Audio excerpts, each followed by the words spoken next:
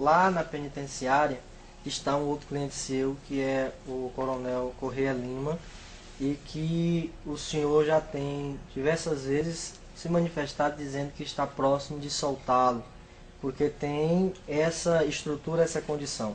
O promotor Neton Filho disse que é algo surreal a soltura de Correia Lima, né? Mas como é que está aí a defesa do coronel? Ele vai ser solto mesmo?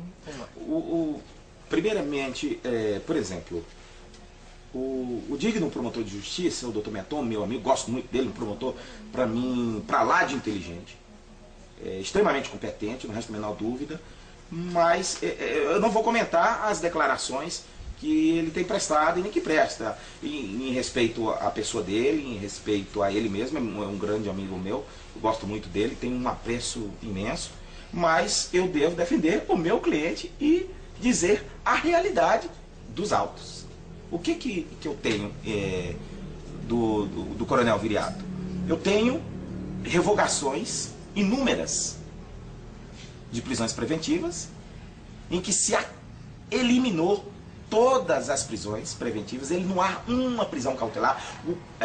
Exemplo, em Parnaíba o coronel responde por um crime supostamente atribuído à autoria intelectual a ele, datado de 1989, conhecido como caso Safanelli.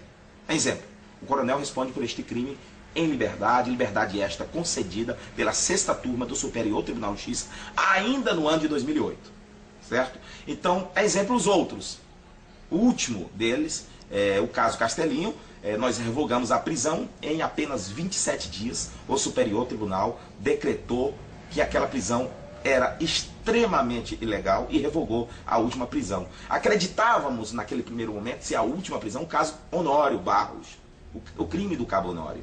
Seria aquela prisão que durou perto de completar 7 anos, faltou apenas 3 dias, como fiz na minha sustentação oral, em qual o eminente repórter citou o ministro Carlos Aires Brito. Por ocorrência da sustentação oral junto à Suprema Corte, eu recebi um elogio do eminente ministro, elogio esse que levo para a minha vida toda, porque foi realmente um marco.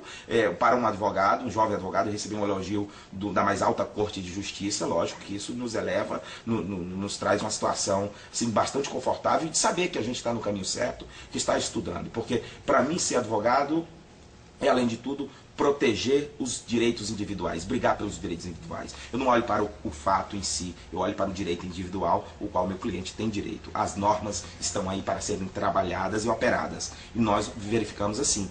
Então não gosto muito de observar o fato em si, eu gosto de observar os direitos, as garantias constitucionais, as garantias processuais em lei federal que meu cliente tem direito.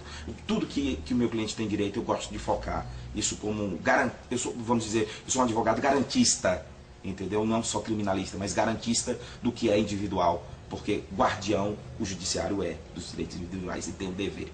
Então penso que quando o coronel teve todas as prisões revogadas, tanto pelo Superior Tribunal de Justiça, tanto pelo Supremo Tribunal Federal, acredito que nós estávamos e acredito que estamos diante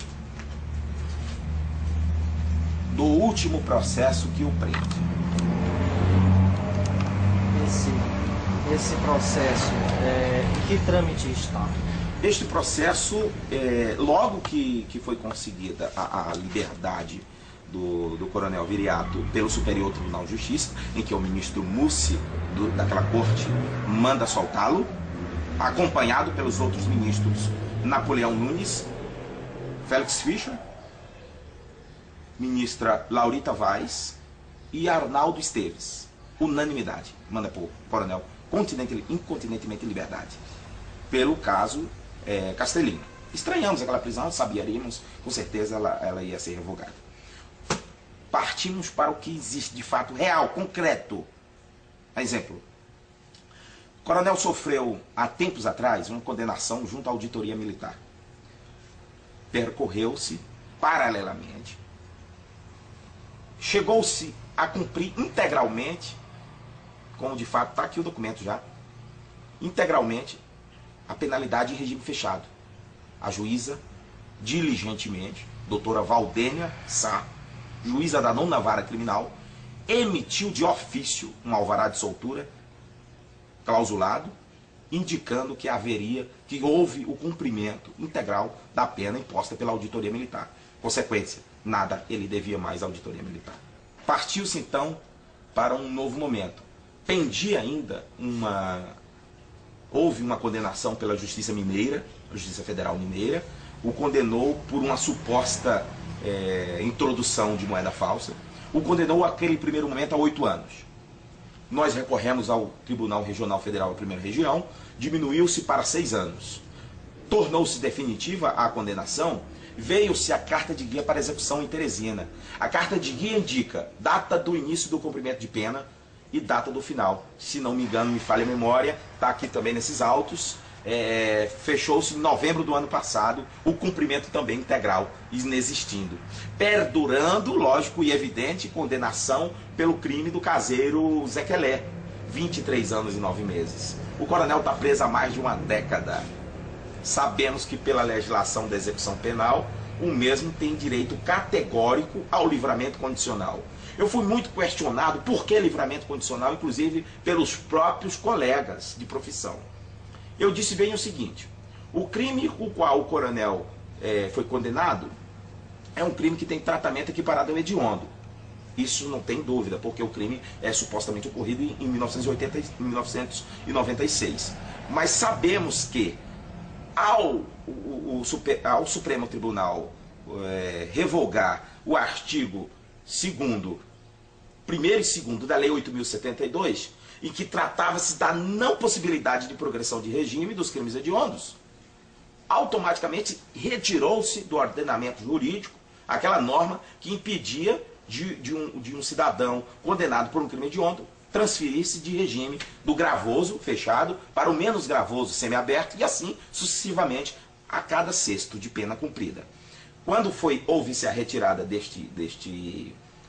desta norma do ordenamento jurídico,